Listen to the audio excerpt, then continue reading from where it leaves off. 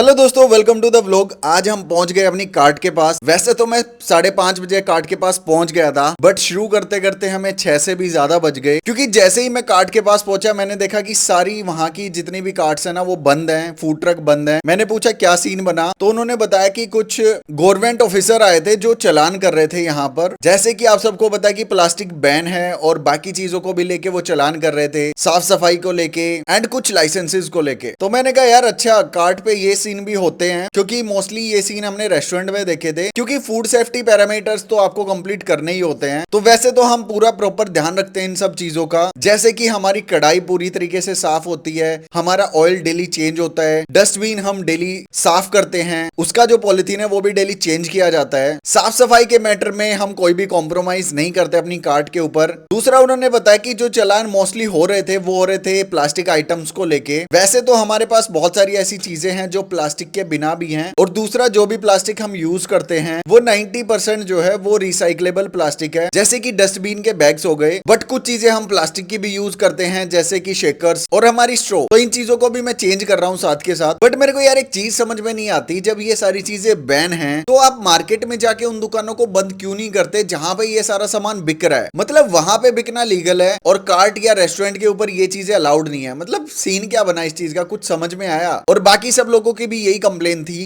कि यार जहां पे वो चीजें बिक रही हैं एटलीस्ट वहां पे बैन करो ना। अब जैसे कि मैं आपको एक एग्जांपल दूं, मेरे पास कल एक कॉल आता है, एक कंपनी डस्टबिन बैग्स बनाती है जो बायोडिग्रेडेबल है, बट उस बैग की कीमत नॉर्मल प्लास्टिक बैग से 4 से 5 गुना ज्यादा है। ऐसे में कितना मुश्किल हो जाएगा एक इंसान के लिए वो चीज खरीद पाना जो एक कार्ट के ऊपर काम कर रहा है। या तो इस चीज के लिए गवर्नमेंट कोई स्कीम लगाए कि भाई आपको वो चीजें सस्ती मिलेंगी और प्लास्टिक को हम पूरी तरीके से बैन कर रहे हैं। खैर क्या बोले इस चीज के बारे में। तो फिर वहां पर वो लोग आए और 2-4 लोगों के चालान करके चले गए, बट हम लेट थे तो हमारे पास कोई भी नहीं आया। मैंने कहा कोई बात नहीं, इन चीजों के लिए भी हम ऑलरेडी प्रिपेयर हैं वैसे तो, और आगे भी थोड़ा प्रिपेयर रहेंगे। अगर कोई भी चीज हमारे पास ऐसी है जो हमें चेंज करने की नीड है तो जल्दी से मैं उसे चेंज करवा दूंगा, ऐसी कोई भी प्रॉब्लम नहीं है। बाकी हाइजीन के मामले में कोई भी कॉम्प्रोमाइज नहीं है हमारे पास, सारी चीजें टॉप नॉच है। उसके बाद हमने अच्छे से कार्ट को स्टार्ट किया एंड कस्टमर भी आना शुरू हो गए थे, तो सारी चीजें हमने फटाफट से बनानी शुरू की। अभी हमें 10 दिन हो चुके हैं, तो यहाँ पर मैं थोड़ा सा मेन्यू को भी चेंज करूंगा।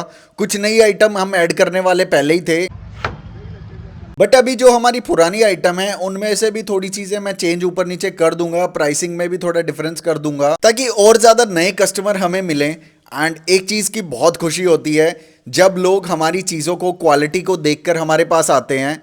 मैं सिर्फ यूट्यूब, फेसबुक, इंस्टाग्राम की बात नहीं कर रहा, आप लोग तो यहाँ से आते ही हो, बट कुछ ऐसे लोग हैं जो हमें सोशल मीडिया के ऊपर नहीं फॉलो करते, नहीं जानते, एंड वो लोग भी आते हैं ना इंप्रेस होकर थोड़ा सा कि यार हमने एक कार्ड देखी थी, बड़ी सुंदर सी लग रही थी, हमने देखा कि थोड़ा हाइजीन तरीके से सारी चीजें हो रही हैं, तो हमें लगा कि क्यों ना हम भी ट्राई कर लें। फिर उसके बाद उनको पता लगता है कि हमारा कैफे या क्लाउड किचन भी है और साथ में हम यूट्यूब, फेसबुक, इंस्टाग्राम पर कंटेंट भी बनाते हैं, तो वो लोग थोड़े ज्यादा इंप्रेस हो जाते हैं एंड साथ में वो भी हमारे कस्टमर बन जाते हैं, जो कि बिजनेस पॉइंट ऑफ व्यू से बहुत अच्छी बात है कि लोग हमारी क्वालिटी को लेकर भी हमारे पास आते हैं। एंड सच्ची बताऊं तो ये क्वालिटी मैनेज करने के लिए बहुत ज्यादा मेहनत करनी पड़ती है, क्योंकि अभी तक हमने सिर्फ कुछ ही आइटम रखे हैं कार्ट के ऊपर, ऐसे सारी चीजें भर नहीं दी, और धीरे धीरे हम चीजों को लॉन्च करेंगे। जैसे अभी सैंडविच, मोमोज वगैरह कुछ आने वाला है कार्ट के ऊपर, इवन कोल्ड कॉफी भी आने वाली है, तो बारी बारी वो चीजें कार्ट पे आएंगी ताकि लोगों को क्वालिटी के साथ कोई भी कॉम्प्रोमाइज ना देखना पड़े। इवन आज एक कस्टमर से मेरी इस बारे में बात भी हो रही थी, वो पहली बार हमारी कार्ट के ऊपर आए थे एंड उन्होंने मेरे से पूछा यार आपके प्राइसेस थोड़े हाई नहीं लगते आपको, जैसे कि 99 में हम फ्राइज देते हैं, ऐसा क्या डालते हो भाई कि इतने महंगे फ्राइज, बाकी अगर मैं कार्ट पे चला जाऊं तो 30 रुपए में मेरे को बहुत ज्यादा फ्राइज मिल जाएंगे। मैंने कहा देखो सर, मैं ज्यादा कुछ तो नहीं बता सकता इस चीज के बारे में, सिर्फ इतना कह सकता हूं कि हम जो चीजें मेंटेन करते हैं ना उनकी कॉस्टिंग थोड़ी ज्यादा होती है। अब एग्जाम्पल के तौर पर मैं आपको बताऊं, हम जो ऑयल यूज करते हैं ना वो डेली के डेली चेंज होता है, उसको दोबारा से नेक्स्ट डे यूज नहीं किया जाता, एंड ऑयल से लेके हर एक चीज हम बेस्ट क्वालिटी यूज करते हैं, तो लाइक थोड़ा सा तो प्राइसिंग बढ़ जाएगा ना।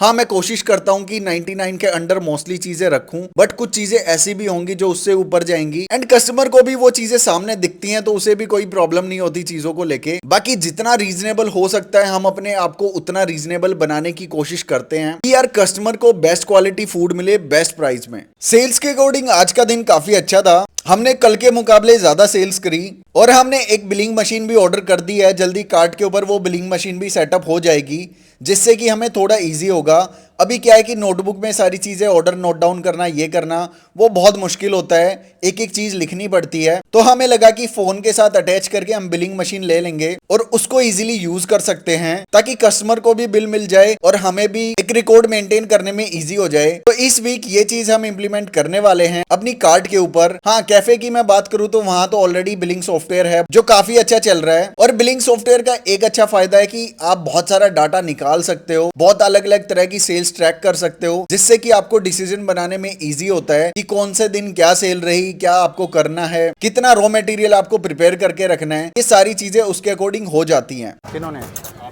आप तो खाना है। ठीक।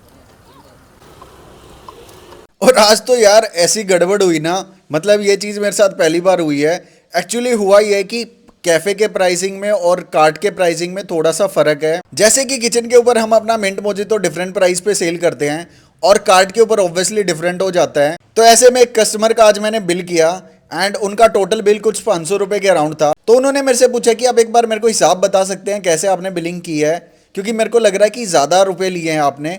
तो मैंने हिसाब करके टोटल देखा, बाद में पता चला कि मैंने जो रेस्टोरेंट वाले प्राइसिंग थे गलती से वो याद थे और वही लगा दिए। तो मैंने उनको सॉरी बोला, मैंने कहा यार मेरे को याद नहीं रहा, एक्चुअली किचन पे हमारे डिफरेंट प्राइसिंग है तो इस वजह से थोड़ा कंफ्यूजन हो गया। और ऑब्वियसली हम यहाँ पर वो वाले प्राइसेस रख भी नहीं सकते, या कार्ट वाले जो प्राइसेस है वो किचन के ऊपर नहीं रख सकते। सेम तो दोनों हो ही नहीं सकते, क्योंकि वहां पर सर्विस अलग तरह की होती है। वहां पर कस्टमर एसी में बैठ सकता है, आराम से बैठ के खा सकता है, तो एक वो वाला चार्ज तो एडिशनल ऐड होगा ही। तो उन्होंने कहा कि कोई बात नहीं, आप नॉर्मल जो अपने प्राइसिंग है वो वाले प्राइसिंग लगा दो, एंड उसके बाद उस बिल को सॉर्ट आउट किया।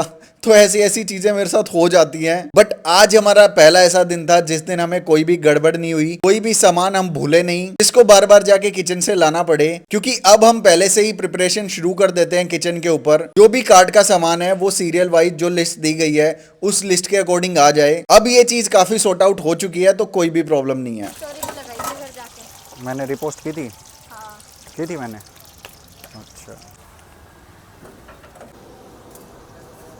बाकी यार मैं एक चीज बोलना चाहूंगा, थैंक यू सो मच, क्योंकि आप लोग जो चीजें याद रखते हैं ना, जैसे मैं व्लॉग्स में बोलता हूँ एंड कार्ट पे भी मेरे पास आके लोग मिलते हैं, मतलब ditto same to same vlogs की बातें होती हैं कि आपने ये बोला था, कुछ भूल तो नहीं गए। इवन एक अंकल आए मेरे पास आज एंड वो अपने बेटे के साथ आए थे एंड वो भी हमारे व्लॉग्स देखते हैं। वो हमारे वैसे तो कैफे के पास में ही रहते हैं, बट उन्होंने कहा कि हम स्पेशली कार्ट के ऊपर आए हैं कि आपकी कार्ट भी देख लें कैसी है। तो उन्होंने खाना टेस्ट किया एंड आते ही उन्होंने मेरे से पूछा कुछ भूल तो नहीं गए, क्योंकि हमने व्लॉग्स में अक्सर देखा आप कुछ ना कुछ चीजें छोड़ देते हो किचन पे। मैंने कहा नहीं सर, कुछ भी नहीं भूले, आज तो मोस्टली चीजें हैं हमारे पास। तो उन्होंने बताया कि व्लॉग्स काफी अच्छे लगते हैं एंड वाकई में आपका बर्गर काफी अच्छा है। तो thank you so much sir, आप इतनी दूर से आए हमारी कार्ट के ऊपर। एंड उसके बाद हमने चीजें फटाफट से करनी शुरू कर दी थी, क्योंकि हमारा टाइम हो चुका था कार्ट की क्लोजिंग का।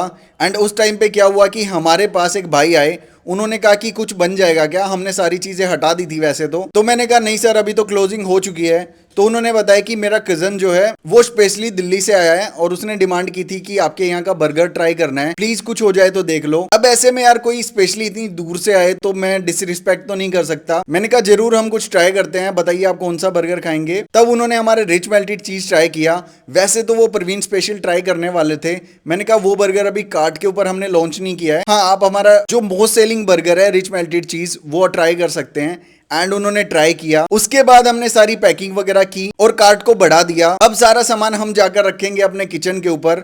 और आज तो यार मैं बुरी तरीके से थक गया था, क्योंकि मेरे को जाड़ में पेन हो चुका है, उसे क्या बोलते हैं, विजडम टीथ, हाँ उसी में थोड़ा पेन है और उसकी वजह से थोड़ा फीवर भी लग रहा है। तो फटाफट से हम सामान रख के अपने किचन के ऊपर गए। तो बस आज के व्लॉग को यहीं पर एंड करते हैं। उम्मीद करता हूँ आपको आज का व्लॉग पसंद आया होगा। व्लॉग पसंद आया तो लाइक एंड शेयर जरूर करना, कमेंट सेक्शन में अपने प्यारे प्यारे कमेंट जरूर लिखना। मिलते हैं कल के व्लॉग में, बाय बाय।